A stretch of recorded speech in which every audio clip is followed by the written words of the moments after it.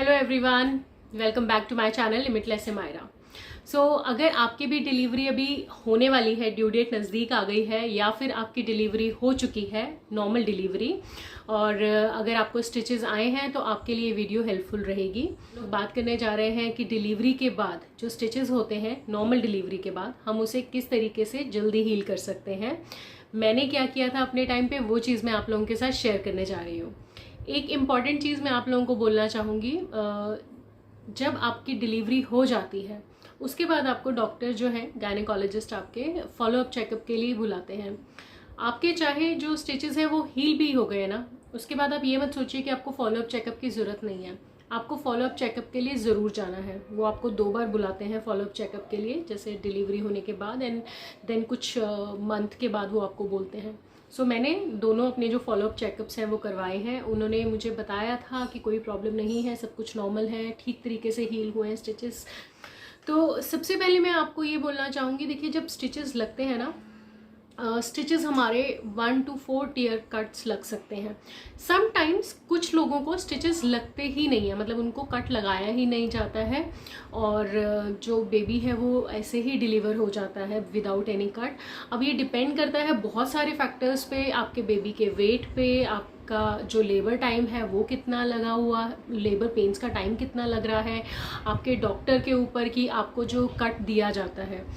3rd and 4th tier cuts जो होते हैं वो डीप कट्स होते हैं। सो इसीलिए उनका जो हीलिंग टाइम होता है as compare to first and second tear cut उनसे ज़्यादा रहता है। नॉर्मली कोई भी अगर आपको कट लगा है तो 8 वीक्स या 9 वीक्स में हील हो जाता है। आउटर साइड से, आउटर एरिया से अपने आप ही हील होते हैं, अपने आप ही वो डिज़ोल्व हो जाएंगे, अपने आप ही हील हो जाएंगे। लेकिन जो आपके इनर, अगर मैं बात करूं, इनर हीलिंग जो होती है आपकी, उसमें थोड़ा सा टाइम लग जाता है। उसमें आपको महीनों भी 2-3 मंथ्स आराम से लग सकते हैं।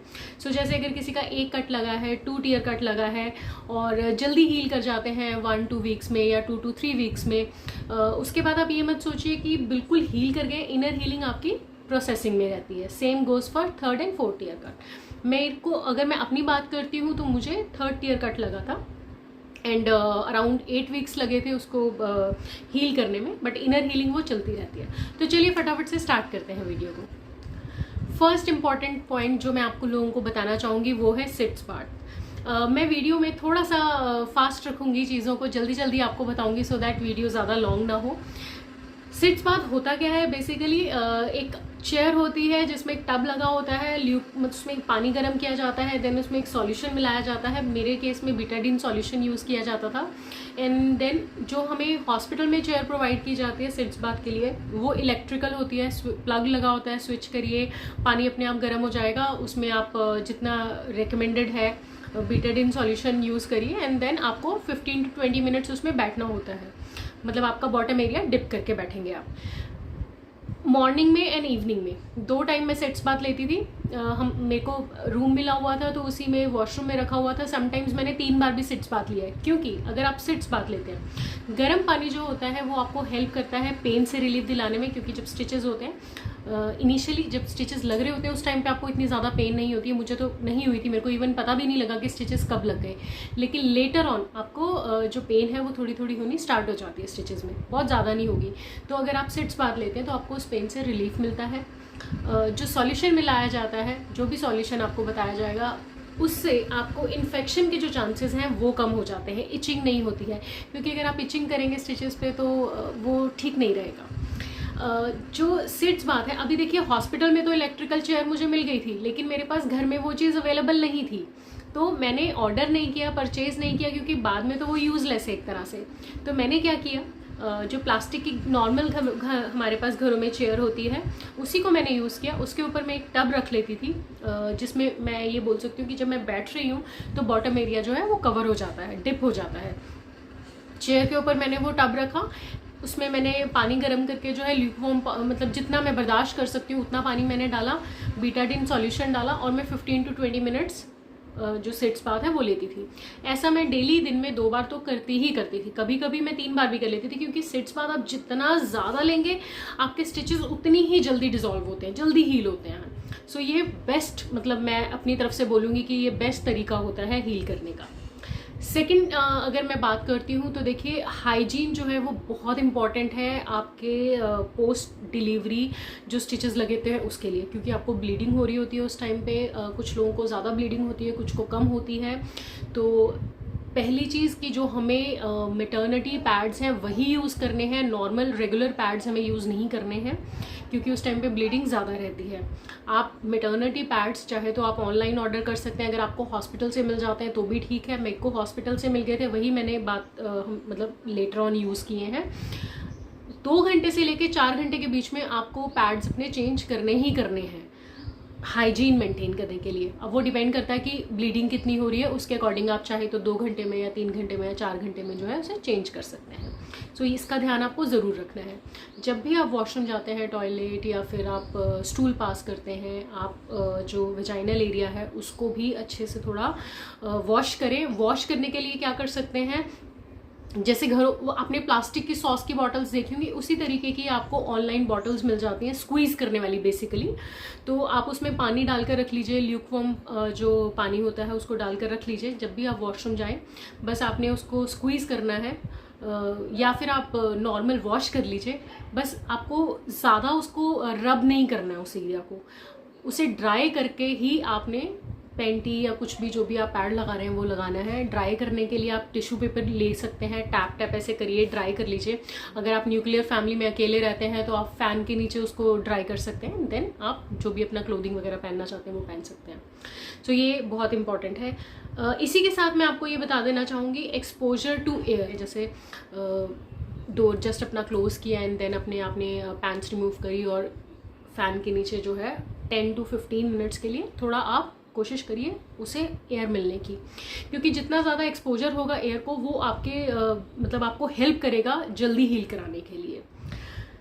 जो बहुत एक और इम्पॉर्टेंट पॉइंट है वो है अवॉइड कॉन्स्टिपेशन। ये सुनने में बहुत छोटा लगेगा, लेकिन आपकी डिलीवरी के बाद जो स्टिचेस होते हैं उसमें ये बहुत इंपॉर्टेंट रोल प्ले करता है। क्योंकि अगर आपको कॉन्स्टिपेशन रहेगी, आपको स्टूल पास करने में प्रॉब्लम रहेगी, तो कहीं ना कहीं वो प्रेशर देता है आपके जो स्टिचेस हैं उसके ऊपर।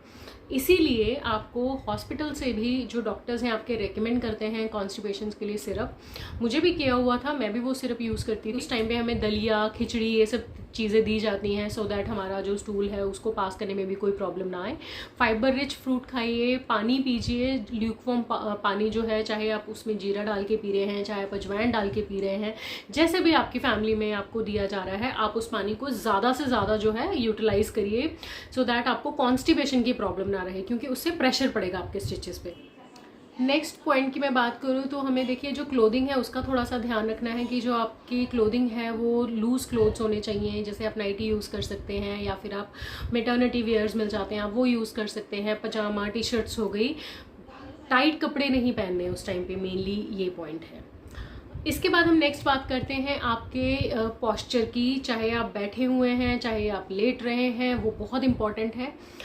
हमारे यहाँ पे चौकड़ी मार के बोला जाता है बैठना, कि चौकड़ी मार के नहीं बैठना है। दैट मीन्स जो क्रॉस लेग्स होते हैं ना, मैं पिक्चर लगा दूंगी यहाँ पे, तो आपने उस तरीके से नहीं बैठना है बिल्कुल भी, या फिर पैर खुले करके नहीं बैठना है। किसी भी ऐसी पोजीशन में जहाँ पे आपको लगता है कि आपके स्टिचेस पे प्रेशर पड़ रहा है या पेन आपको हो रहा है, उस पोस्चर में आप नहीं बैठेंगे। लेटते हुए भी हमें ये ध्यान रखना है कि लेटते हुए भी पैर खुले करके नहीं लेटना है।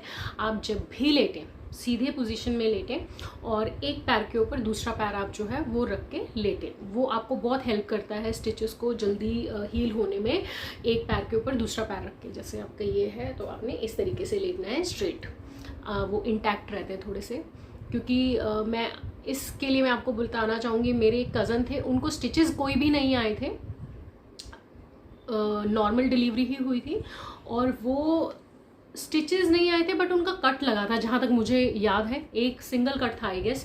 तो वो जब भी लेटते थे ना, वो अपने ऐसे पैरों को मतलब क्रॉस करके लेटते थे और उनको वो चीज़ बहुत हेल्प करी थी जल्दी रिकवर करने के लिए, और उन्होंने मेरे को भी ये चीज़ सजेस्ट करी थी।